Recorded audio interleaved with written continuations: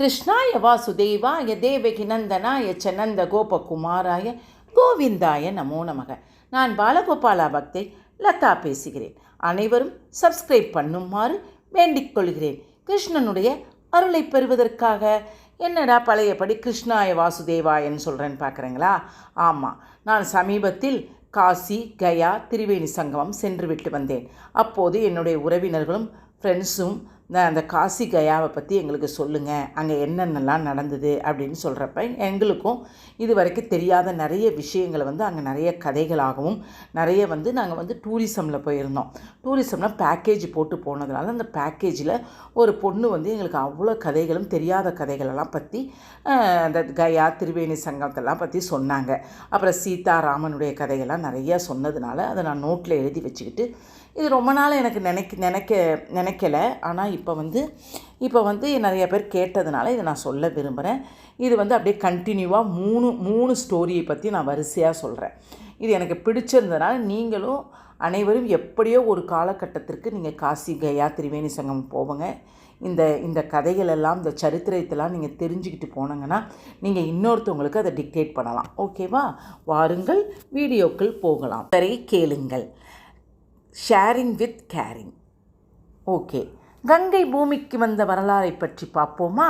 அதாவது என்னன்னு பார்த்தீங்கன்னா, கங்கை அப்போ கங்கைன்ற ஒரு புனிதமான நதி அப்போ பூமியிலே இல்லையாம். எப்படி அந்த பூமிக்கு இந்த கங்கையை யார் வரவழைத்தார், எப்படி வந்தது என்பதை பற்றி பார்ப்போம். சூரிய குலம் ஒரு வம்சம் என்று அழைக்கப்படும் முன்னோர்களின் ஒருவன்தான் சகர்.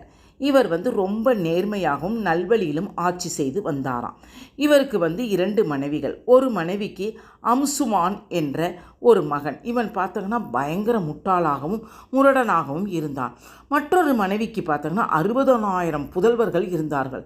இவர்கள் தீமையினுடைய மறு உருவமாகவே இருந்தார்கள். அதனால் புகழ்பெற்று விளங்கிய மன்னன் அஸ்வமேத யாகம் செய்ய நினைத்தார். ஏன்னா நம்மளுடைய புதல்வர்கள் இத்தனை பேர் இருந்து நமக்கு ஒரு யூஸ் இல்லை, நம்ம அப்படி ஒரு யாகம் செஞ்சால் நம்ம குழந்தைங்களாம் நல்லா ஆகும் அப்படின்னு நினச்சாராம். யார்? அதாவது சகர் என்றவர். அப்போ என்ன செஞ்சார்? அதுக்கு இந்த பதவிக்கு அதாவது இந்திரனுக்கு தான் இந்திரனுக்கு பற்றி தெரியும். ஐயோ, இவர் இந்த அஸ்வமேத யாகம் செஞ்சால் நம்ம பதவிக்கு கேடு விளைவித்திருமோ என்று நினைத்து ஒரு குதிரையை கொண்டு சென்று பாதாள லோகத்தில் அப்போ கபில முனிவர் தவம் செய்து கொண்டிருந்தாராமாம். அருகில் அந்த தவம் செய்து கொண்டிருந்த முனிவருடைய அருகில் போய் இந்த குதிரையை கட்டி வைத்து விட்டாராம். அந்த யாக குதிரையை கண்டுபிடிக்க எல்லா இடத்துலையும் இந்த 60,000 குழந்தைகளும் போய் புதல்களும் தேடி சென்றார்களாம். எங்குமே கிடைக்கலையாம் அந்த அஸ்வமேத யாக குதிரை. உடனே பாதாள லோகத்தில் தேட ஆரம்பித்தார்கள். ஒரு வழியாக குதிரைகளை கண்டுபிடித்து விட்டார்கள். இவர்கள் உடனே இந்த 60,000 புத்திரர்களும் என்ன செய்தார்கள் என்று பார்த்தார். இதை திருடிட்டு வந்தவர் இந்த கபிலர் முனிவர் தான் அப்படின்னு நினைச்சிட்டு அவரை அவர்கிட்ட ரொம்ப பழி பாவம் எல்லாம் அவர் மேலே சுமத்துட்டாங்களாம். உடனே அவருக்கு அப்படி கோபம் வந்துருச்சான். நம்ம பாட்டுக்கு இங்கே தவம் செய்து கொண்டிருக்கிறோம், இப்படி நம்ம மேலே இவ்வளவு கஷ்டமான பேச்சுகள்லாம் இந்த பசங்க பேசுகிறாங்களேன்னு சொல்லிட்டு அவர் கண்களில் ஒரு தீப்புரியாக ஒரு பிளம்பு ஏற்பட்டதாம். உடனே இப்போ அந்த 60,000 புதல்வர்களும் சாம்பலாகி விட்டார்களாம். உடனே இந்த கபில முனிவர் எதுக்கு தவம் செய்தான்னு பார்த்தா அவருடைய திருமாலுடைய அம்சம். அதனால் உலக நன்மைக்காக தான் இந்த தவத்தை அந்த முனிவர் செய்து கொண்டிருந்தார். பிறகு முதல் மனைவிக்கு பிறந்த அம்சுமான், என்னடா நம்ம 60,000 பேரும் போனாங்களே, யாரையுமே காணமே அப்படின்ட்டு இவன் தேடிக்கிட்டு போனானாம். அப்போ கருடனுடைய உதவியாக தேடிக்கிட்டு போனோன்னே யாக குதிரை இருக்கும் இடத்தை கண்டுபிடிச்சு அங்கே போய் பார்த்தா கபில முனிவரை வழங்கினாராம். ஐயோ, என்னுடைய தமையன்கள்லாம் செய்த தவறுகளை தயவு செய்து மன்னித்து விடுங்கள் முனிவரே அப்படின்னு கெஞ்சி கேட்டானாம். இல்லை, நான் மன்னிக்கவே மாட்டேன். சரி, நீங்கள் மன்னிக்க வேண்டாம், அட்லீஸ்ட் இவர்களுடைய ஆத்மா அனைவரையும் சொர்க்கத்திற்காக அனுப்பி வைக்க வேண்டும் என்று கெஞ்சி கேட்டானாம். அதற்கு கபில முனிவர், நிச்சயம் இவர்களை யாரையும் நான் சொர்க்கத்திற்கு அனுப்ப மாட்டேன், ஆகாயத்தில் இருக்கும் கங்கையை நீ பூமிக்கு கொண்டு வர வேண்டும் என்றார். அப்படி நீ கொண்டு வந்த பிறகு, கங்கையை நீ பூமிக்கு கொண்டு வந்த பிறகு இந்த சாம்பலை அனைத்தையும் கொண்டு போய் வை, அந்த கங்கை நீரை கரைச்சாதான் இவங்களுக்கு எல்லாத்துக்கும் மோட்சம் கிடைக்கும் என்று சொல்லிவிட்டாராம். சரின்னு இந்த அம்சுமான் என்ன செஞ்சான், சரி அந்த குதிரையை எடுத்துக்கிட்டு கொண்டு போய் அப்பா கிட்ட கொண்டு போய் கொடுத்தோடனே உடனே அப்பாவும் யாகம் செய்து முடித்தார். என்னடா நம்ம யாகம் செய்ததே நம்மளுடைய புத்திரர்களுக்காக தானே செய்தோம், இப்போ 60,000 புத்திரர்களும் இல்லையே, இப்படி சாம்பலாகிவிட்டார்களே என்று வருந்திவிட்டு அவரும் மரணம் எய்திவிட்டார். பிறகு அம்சுமானுக்கு திலீபன் என்று ஒரு பையன் பிறக்கிறான். இப்படி இந்த கதையெல்லாம் இந்த அம்சுமான் திலீபனிடம் சொல்லும்போது கங்கையை கொண்டு வர முடியவில்லை. அதனால் நீயாவது இந்த கங்கையை எப்படியாவது நீ கொண்டு வரணும் அப்படின்னு சொல்லிட்டு தன்னுடைய திலீபன்ற பையன்கிட்ட சொல்கிறாரு. இந்த திலீபனாலையும் இந்த கங்கையை எப்படி கொண்டு வர்றதுன்றது தெரியல. அப்புறம் அவன் பெருசாக வளர்ந்து பாருங்கள், அந்த சாம்பலை அப்படியே வச்சுருக்குறாங்க. ஏன்னா அப்புறம் இந்த திலீபனுக்கு ஒரு பையன் பிறக்கிறான். அவன் பேர் பகிரதன். அவன் ரகுவம்சத்தை விளங்க செய்வதற்காக அவன் பிறந்திருக்கிறான். இந்த பகிரதன் என்ன செய்தானா, எப்படி கங்கையாவது கொண்டு வர வேண்டும். பிறகு இந்த தாத்தாக்களுடைய சாம்பலை எல்லாம் கங்கையில் கரைத்து அவர்களுக்கு முக்தி கிடைக்க வேண்டும் அப்படின்னு அவர் விடாமுயற்சியாக இப்படியே மன உறுதியுடனும் இப்படியே செய்கிறார். யார்? இந்த பகிரதன். உடனே இவன் தன்னுடைய மூதாதிகளோட ஆத்மாலாம் சாந்தி அடையிறதுக்கு எப்படியோ பாடுபட்டு ஒவ்வொருத்தவங்கள்ட்டா போய் கேட்குறான், எப்படி கங்கையை கொண்டு வர முடியும் என்று. உடனே அவனுக்கு பகிரதன் அவனும் பொறுமையை விட்டு பிரம்மாவை நோக்கி தவம் செய்கிறான். அவனே பஞ்ச அக்னியை வைத்து 1000 ஆண்டுகள் தவம் செய்கிறானாமாம். பகிரதன் தவத்தை குறித்து பிரம்மதேவர் தோன்றுகிறார். விஷ்ணு பகவான் இதில் இருக்கும் கங்கை நீரை கொண்டு வருவதென்று அவ்வளவு ஈஸியான விஷயமில்லை என்று பகிரதனிடம் சொல்லுகிறானா. அதற்கு அவர் சொல்கிறாராம், நீங்கள் என்ன சொல்கிறீங்களோ அதற்குரிய நான் தவத்தை எல்லாம் மேற்கொள்கிறேன், நீங்கள் தயவு செய்து ஆலோசனை கூறுங்கள் பகவானே என்று கேட்கிறாராம். பிரம்மதேவர் ஆலோசனை கூறுகிறார். நான் விண்ணுலகத்தில் இருக்கும் நான் மண்ணுலகத்தில் வரும்போது என் வேகத்தை கட்டுப்படுத்த சிவபெருமானால் தான் என்னை கட்டுப்படுத்த முடியும் என்றாளாம் கங்கை மாதா. நீ சிவபெருமான் நோக்கி தவம் செய், அவர் அருள் பெற தவம் செய் என்றாளாம் கங்கா மாதா. உடனே பகிரதன் மனம் தளராமல் சிவனை நோக்கி தவம் செய்கிறாராமாம். சிவபெருமான் காட்சி அளித்து என் ஜடாமுடியில் தாங்கி மண்ணுலகம் அனுப்புகிறேன் என்றாராம் சிவபெருமான். பாருங்க, ஒரு ஜீவன் ஒரு ஆத்மா புனிதமடைகிறதுக்கு எவ்வளவு செஞ்சுருக்காங்க பாருங்கள். அந்த காலத்தில் தன் ஜடாமுடியை விரித்து கங்கை பிரவாகம் அப்படியே திறந்து விட்டோன்னு அப்படியே பிரவாகம் பொங்குனோன்னா அதை கட்டுப்படுத்த முடியாது. அதனால் கங்கை நீரை தன்னுடைய ஜடாமுடியில் ஏற்றுக்கொண்டாராம்.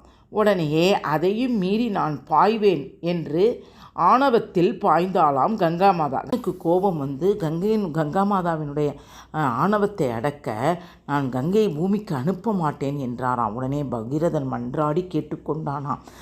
அவனுடைய இரக்கத்திற்காக சரி திருப்பியும் கங்கையை பாய விட்டாராம். சிவன் சிரசில் இயதால் கங்கை சிவனின் மனைவி என்று தவறாக நினைத்தார்களாம். இது உண்மையில்லை.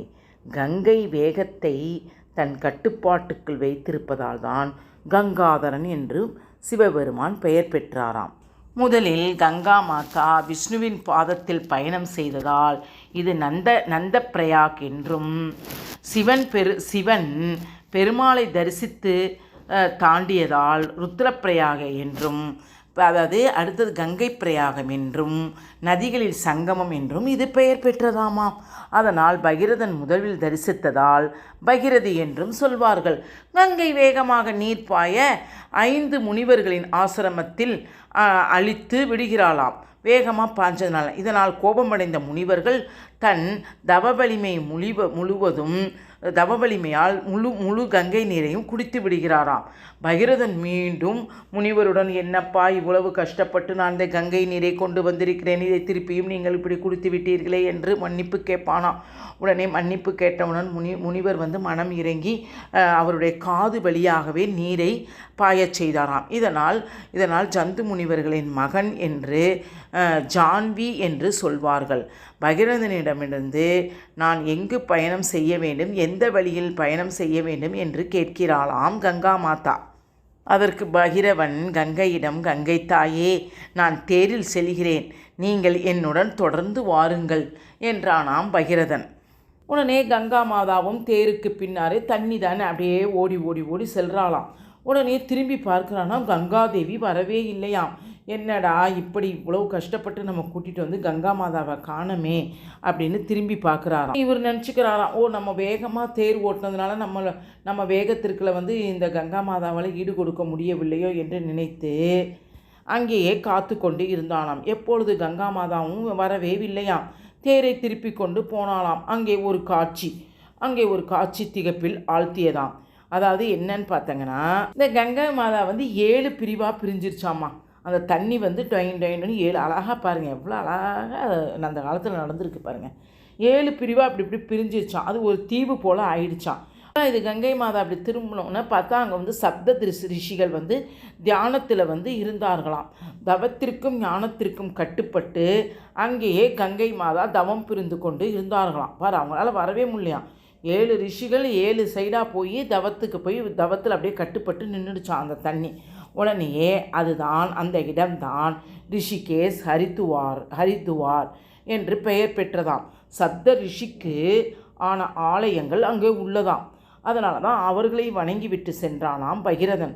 அங்கிருந்து கங்கை கிளம்பி அலகாபாத்துக்கு சென்று யமுனா சரஸ்வதியையும் அழைத்து கொண்டு ஒரு சங்கமமாக சேர்ந்து அதுதான் திரிவேணி சங்கமமாக உருவானதாமாம். பிறகு அங்கிருந்து புண்ணிய சேத்திரமாக காசி மண்ணை தொட்டதாம் இந்த கங்கை மாதா. கங்கை அதாவது அங்கே சிவபெருமானை தரிசனம் செய்து பயணம் தொடங்கியதால் வடக்கு திசையில் உள்ள இமயத்தை நோக்கி சென்றது. அந்த இடத்திற்குத்தான் உத்தரவாகினி என்று பெயர் பெற்றதாமாம். பகிரதன் விருப்பப்படி காசிக்கு இது வந்ததுனால அங்கே தான்.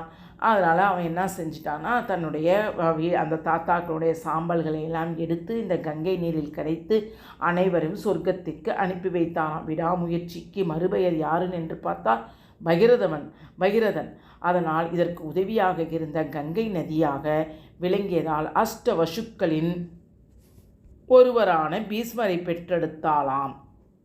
அது மட்டுமல்லாமல் சிவபெருமானின் மறு உருவமான ரௌத்ரத்தின் மகாத்தி பிளம்பாக அக்னியை தாங்கி 6 முகமாக கொடுத்தாளாம் கங்கா. சிறந்தது என்னவென்று நமக்கே தெரியுமல்லவா? கங்கா என்று சொல்லப்படுகிறது. அதனால் கங்கைக்கு போய் நாம் மூழ்கி தஞ்சம் அடைகிறவர்களை அதாவது நம்முடைய பாவத்தை எல்லாம் அந்த கங்கா மாதா பெற்றுக்கொண்டு புண்ணியத்தை கொடுக்கிறார்கள். 100 யாகங்கள் செய்த புண்ணியம் கங்கையில் குளித்து வந்தால் கிடைக்கும் என்று சொல்லப்படுகிறது. ஆகாயத்தில் பாயும்போது மந்தாகினியாகவும் பாயும்போது போகவதியாகவும் நாம் வாடும் பூமியில் பாயும்போது கங்கை என்று பெயர் பெறுகிறாளாம் இந்த கங்கா மாதா. எவ்வளவு நன்றாக இருக்கிறது பார்த்தீர்களா? அட்லீஸ்ட் நம்ம கங்கைக்கும் காசிக்கும் போகவில்லை என்றால் இந்த கதையை கேளுங்கள். இது அவ்வளவும் சிறந்த ஒரு நமக்கு பாக்கியம். அதனால்தான் இதை மறுபடியும் சொல்கிறேன், கேட்டுக்கொள்ளுங்கள். மாயையை மறந்து அந்த மாயக்கண்ணனுடைய கதைகளும் நல்ல கதைகளும் இந்த காதுகளால் கேட்டு பயன்பெறுமாறு வேண்டிக் கொள்கிறேன். 24 மணி நேரத்தில் 10 அல்லது 15 நிமிடத்தை ஒதுக்கி இதை கேளுங்கள் தயவு செய்து. வாழ்க வளமுடன். ஹரே கிருஷ்ணா. பிடித்திருந்தால் லைக் பண்ணவும், கமெண்ட் பண்ணவும், தயவு செய்து சப்ஸ்கிரைப் பண்ணவும்.